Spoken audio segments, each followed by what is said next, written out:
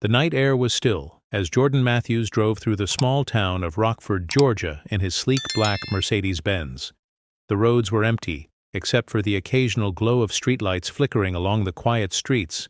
Jordan had grown up in Rockford, but he had been away for years, working in law enforcement leadership in a bigger city. He had built a reputation as one of the most respected officers in the state, known for his sharp mind and unshakable sense of justice. What the town didn't know yet? Jordan had just been appointed as the new chief of police, a decision that would be announced in the morning. But right now, as he drove home, he was just a man trying to enjoy a peaceful night. That peace didn't last long. As he approached a red light, a sudden burst of flashing blue and red lights filled his rear view mirror. A police cruiser swerved in aggressively behind him, its siren blaring for no reason. Jordan sighed, gripping the wheel. Here we go. He pulled over to the side of the road, keeping his hands on the steering wheel. This wasn't new to him. He had seen it too many times. Cops abusing their power because they assumed they could. Two officers stepped out of the cruiser, Officer Rick Carter, a heavy-set man with a cocky smirk, and his younger partner, Officer Dean Taylor, whose eyes burned with arrogance. Jordan recognized the type immediately. Small-town cops who had never been challenged, who thought a badge gave them power, not responsibility. Rick strutted up to the driver's side, tapping on the window harder than necessary. License and registration, boy. Jordan raised an eyebrow. Boy? He exhaled through his nose, keeping his expression calm, and reached for his glove compartment. He handed over his ID and registration without a word. Rick snatched them, barely glancing at them before tossing them back through the window. You sure this is your car? Rick sneered. Jordan's grip on the wheel tightened. Here we go. Dean chuckled from the passenger side. What are you, a rapper or something? This kind of ride ain't exactly standard for folks like you. Jordan kept his voice even. I own the car, and I'd appreciate it if you just did your job professionally. Rick smirked, stepping back and tapping the hood with his baton. Oh, we're just making sure it's safe. Don't want you driving something dangerous. Before Jordan could react, Rick raised his baton and slammed it down on the hood, leaving a deep dent. Jordan's heart pounded, but he didn't react. Dean grinned and kicked the front bumper, cracking it. Oops. Jordan took a slow breath. They wanted a reaction. He wouldn't give them one. Instead, he did something that made both cops pause. He pulled out his phone. Rick scoffed. What? You recording us now? Jordan didn't answer. He simply opened his contacts and dialed a number. Dean leaned over the hood, eyes narrowing. Who the hell you calling? Jordan put the phone to his ear, his face unreadable. Yeah, it's me, he said after a beat. I need a unit at my location. Now. Rick and Dean exchanged glances. Their bravado wavered for the first time. Rick snorted. Psh, you think we're scared because you called someone?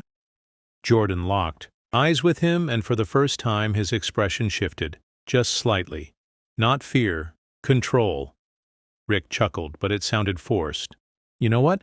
I don't think this car's road legal. He grinned at Dean. Maybe we should impound it. Dean nodded. Yeah, I mean, if he's calling his buddies, maybe he's got something to hide. Jordan just smiled. Do whatever you think is best, Officer Carter. Rick hesitated. That was not the reaction he expected. He had seen fear before. That wasn't fear. That was something else. Something that felt dangerous.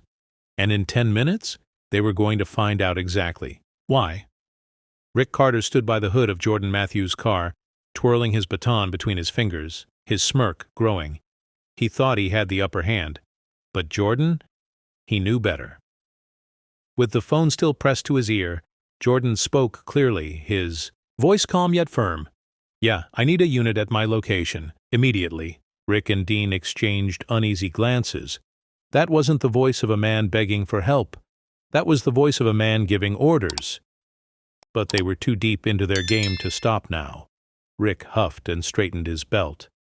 Man, I don't know who you think you're calling, but this ain't the city.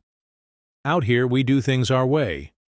Jordan gave him a look, the kind that said, You have no idea what you're doing, do you? Dean, sensing that Rick's bravado was slipping, decided to up the ante.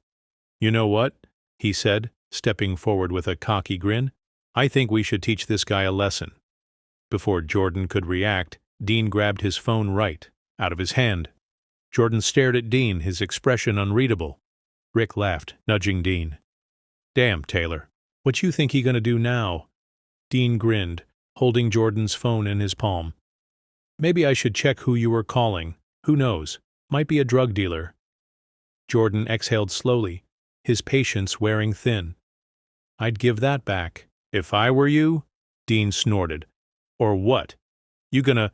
He didn't finish the sentence, because at that exact moment, sirens screamed in the distance. Both officers froze. Rick turned toward the sound, squinting. No way! The unmistakable sight of two black SUVs with law enforcement plates came speeding down the street.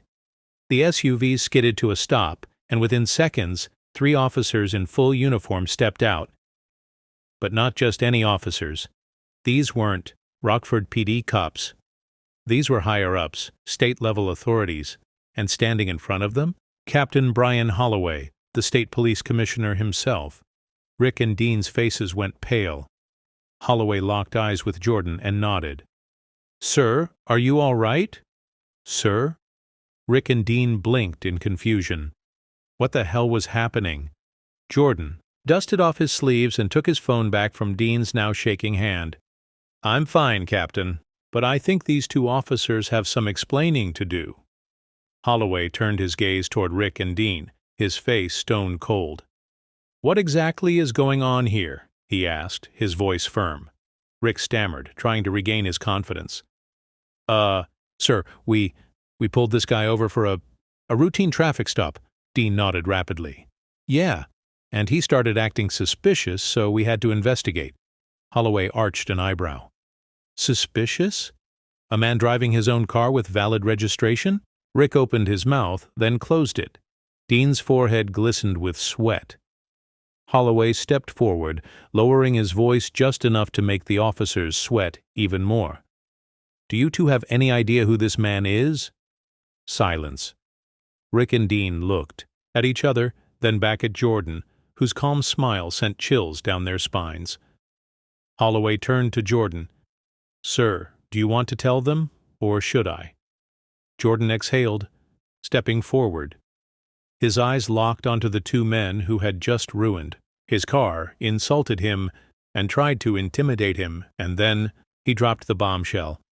Jordan's voice was calm but commanding. You boys really picked the wrong night for this. He slid a hand into his pocket and pulled out his official badge, holding it up for them to see. Rick's jaw dropped. Dean's breath hitched. Jordan's next words hit them like a freight train. I'm Jordan Matthews, your new chief of police. Silence. Pure, deafening silence. Rick and Dean didn't move. They couldn't move. The man they had just spent the last 20 minutes harassing, insulting, and abusing was now their boss. Holloway sighed, shaking his head. Unbelievable. 10 minutes on the job, and you've already caught 2 dirty cops. Jordan, let that sink in. Then with a smirk, he turned to Rick and Dean. Well, he said, let's talk about your future. Rick swallowed hard. Because he already knew. They didn't have one. Rick Carter and Dean Taylor stood frozen in place, their faces drained of all color. Just minutes ago they had been mocking and humiliating Jordan Matthews, thinking he was just another black man they could harass for fun. Now, they had just wrecked the car of their new boss, the chief of police. Captain Holloway, the state police commissioner, crossed his arms and exhaled, clearly disgusted. I can't believe what I just witnessed, he muttered, shaking his head. His gaze shifted to Jordan. Sir, how do you want to handle this?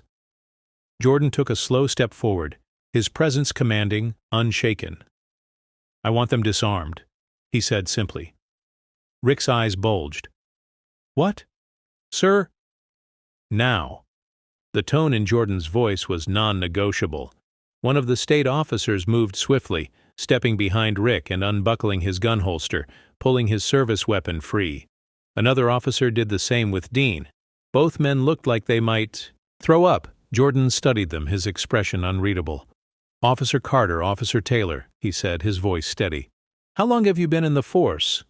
Rick licked his lips, his confidence completely shattered. 16 years. 8 for me, sir," Dean stammered. Jordan nodded. 16 years? 8 years?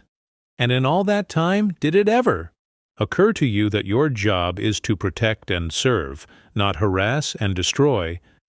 Neither of them answered, because they had no answer. Dean was the first to break under the pressure. "Chief Matthews." "Sir," he started, his voice desperate.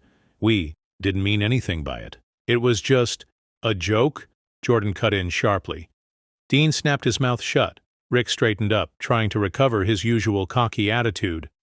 "Look, sir, if we had known who you were—" Jordan let out a short laugh, but there was no humor in it.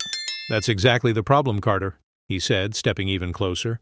"You wouldn't have treated me like this if you knew I had power." Rick opened his mouth, but Jordan didn't let him speak. "But you didn't know. You saw a black man in a nice car, and you assumed the worst." He gestured toward his dented, cracked Mercedes.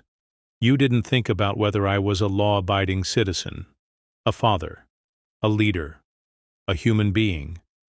Jordan shook his head, his voice lowering but growing sharper. "All you saw was someone you thought you could destroy without consequences." Rick and Dean had nothing to say, because deep down, they knew he was right. Jordan turned to Captain Holloway. "What do you think, Captain?" Holloway sighed. "Honestly, I think they deserve to be in handcuffs." Rick and Dean stiffened. "No, hold on." Rick panicked, his tough guy persona completely gone. You can't arrest us, we're cops." Jordan's eyes darkened. "Not anymore," Holloway gestured to his officers. "Cuff them." In seconds, handcuffs clicked around Rick's and Dean's wrists. Dean looked like he was about to cry. "Sir, please, my family—" Rick thrashed against the grip of the officer holding him. "This is bullshit. You can't do this. I'll get a lawyer." Jordan just tilted his head, studying them. "Oh, you'll get a lawyer?" he asked, feigning surprise.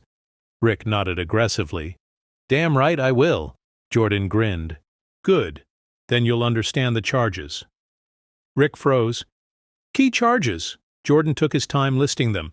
"Destruction of private property, abuse of authority, conduct unbecoming of an officer, and let's not forget, unlawful harassment." Rick's mouth fell open. Dean made a strangled noise in the back of his throat. Jordan leaned in, his voice dropping just for them to hear. "By the way, you're lucky I don't add a hate crime enhancement to that list." Rick and Dean looked like their souls had left their bodies. As the state officers escorted Rick and Dean toward the back of the police SUVs, Holloway turned to Jordan. "Sir, would you like to do the honors?" he asked, offering Jordan a police radio. Jordan took it without hesitation. He brought it to his lips, locking eyes with Rick and Dean one last time. "This is Chief Matthews," he said smoothly. "Effective immediately, Officers Carter and Taylor are terminated from the Rockford Police Department." Rick made a choking noise. Dean visibly sagged in the officer's grip. Jordan handed the radio back. "Make sure the department knows." Holloway nodded. "Consider it done." Rick and Dean were shoved into the back seat of the SUV. Their own colleagues would be booking them into jail before sunrise. Jordan exhaled slowly, rolling his shoulders. Justice? Served. He looked at the wrecked front end of his car and let out a small chuckle.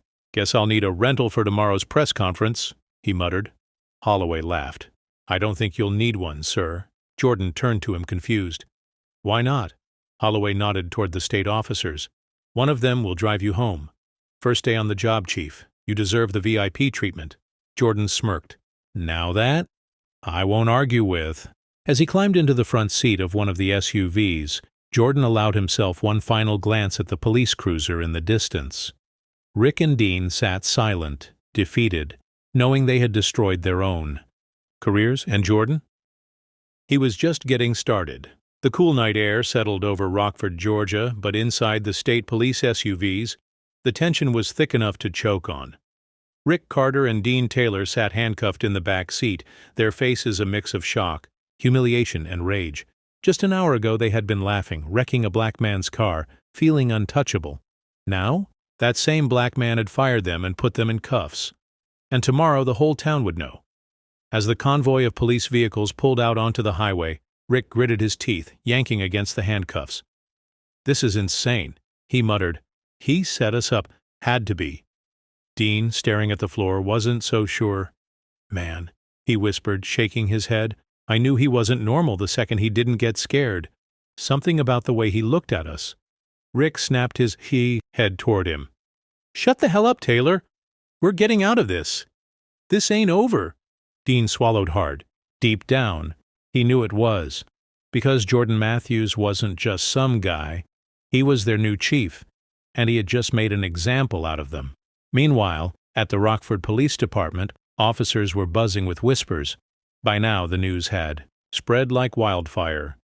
The new chief of police had arrested 2 of their own on his very first night. Some officers, especially the good ones, felt relieved. Rick and Dean had always been bad news, and everyone knew it. Others? They weren't so happy. Sergeant Tom Wilkins, a 40-year veteran, leaned against his desk, his arms crossed. "Well, this is just great. First night on the job, and he's already acting like he runs the place." His partner, Officer Doug Hayes, frowned. Tom? He does run the place."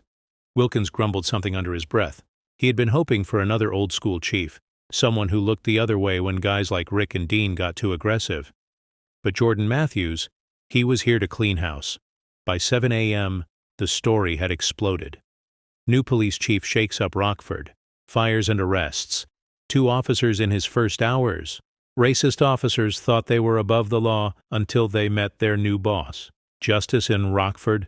Citizens praise new chief for taking action against corrupt cops. The mayor's phone was blowing up. So was the police station's tip line. But this time, it wasn't complaints, it was gratitude. People called in saying things like, "About time someone took action. We've seen those guys harass folks for years." If this is how Chief Matthews handles corruption, I hope he stays forever. Rockford had spent years silencing its problems. But now, people were talking, and for the first time, they had hope. By 9 a.m., Jordan Matthews stood at the front of the Rockford Police Department, microphones and cameras in his face. The press conference was packed. The mayor stood nearby, looking uneasy. He hadn't expected Jordan to make such bold moves this quickly. Jordan took a deep breath, looking out at the reporters, the officers behind him, and, most importantly, the citizens of Rockford who had come to listen. Then he spoke. This town deserves a police force that serves its people, not one that abuses them. Murmurs rippled through the crowd. Last night, I witnessed something unacceptable. Officers who were supposed to uphold the law broke it instead. The cameras zoomed in. Every word he spoke carried weight. That ends today. A small round of cheers came from the crowd. Jordan let it settle before continuing. "Let me be clear. If you wear this badge, you work for the people of Rockford. If you think that badge gives you the right to harass, intimidate, or harm anyone based on race, status, or personal bias," he paused, scanning the crowd, "you will no longer work here." The cheers grew louder. Some of the older officers shifted uncomfortably in the background. Jordan noticed, but he wasn't afraid. Because at that moment, he knew he wasn't alone.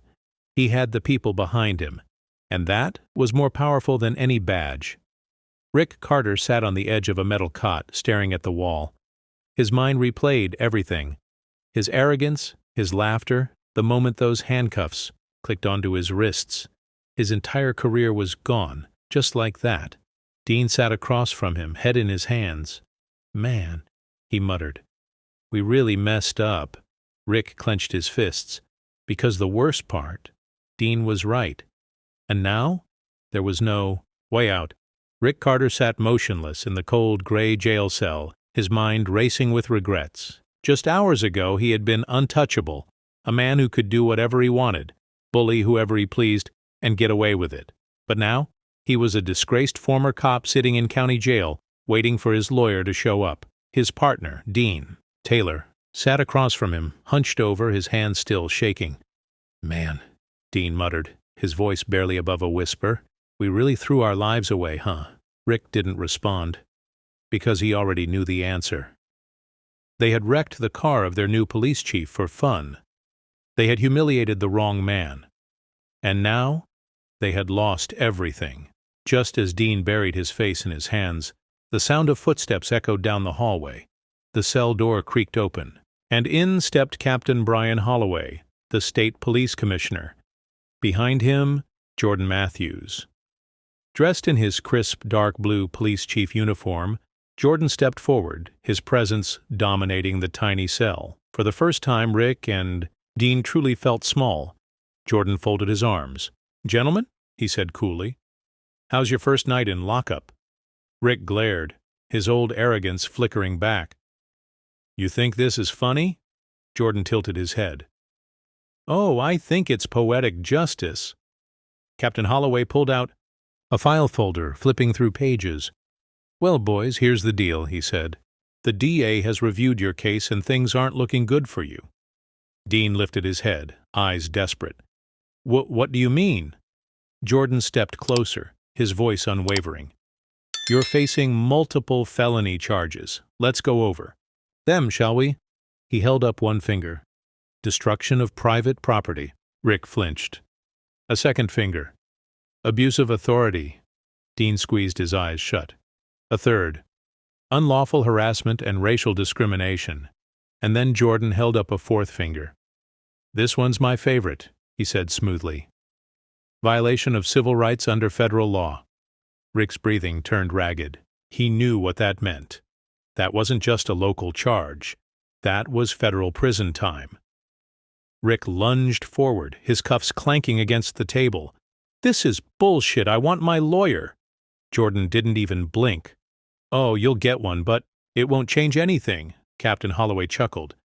"Yeah. Good luck explaining to a judge why you destroyed a man's car for fun, harassed him, and then tried to cover it up." Dean, looking pale and defeated, finally spoke. Is there any way we can fix this?" Rick turned to him, outraged. "Fix this? You're just gonna roll over?" Dean shot back, his voice cracking. "Man, wake up, we're screwed, the whole town hates us. We got fired, arrested, and now we're looking at real time behind bars." Rick's mouth snapped shut. Because deep down, he knew Dean was right. Jordan took a step back, staring at them like a teacher looking at two failing students. "You two thought you were invincible," he said. "Thought your badge made you above the law." He shook his head. "But here's the thing. A badge isn't a shield for corruption. It's a responsibility, one you abused." He turned toward the door but paused. "Oh, and by the way," Rick and Dean hesitated, barely breathing. Jordan smirked. "Hope you enjoy your new reality. Because when you were cops, the inmates used to fear you." His smirk faded. "But now, you're just two disgraced ex-officers, and you know what they do to dirty cops in prison." Rick and Dean's faces drained of all color. Jordan nodded at Captain Holloway, then walked out without another word. The cell door slammed shut. Back at the Rockford Police Department, Jordan stepped into his new office. The nameplate on the door still read Chief of Police, but this time it had a new name below it, Jordan Matthews. Sitting on his desk was a massive pile of complaints, reports of misconduct, racial profiling, excessive force, things the old leadership had ignored. Jordan rolled up his sleeves.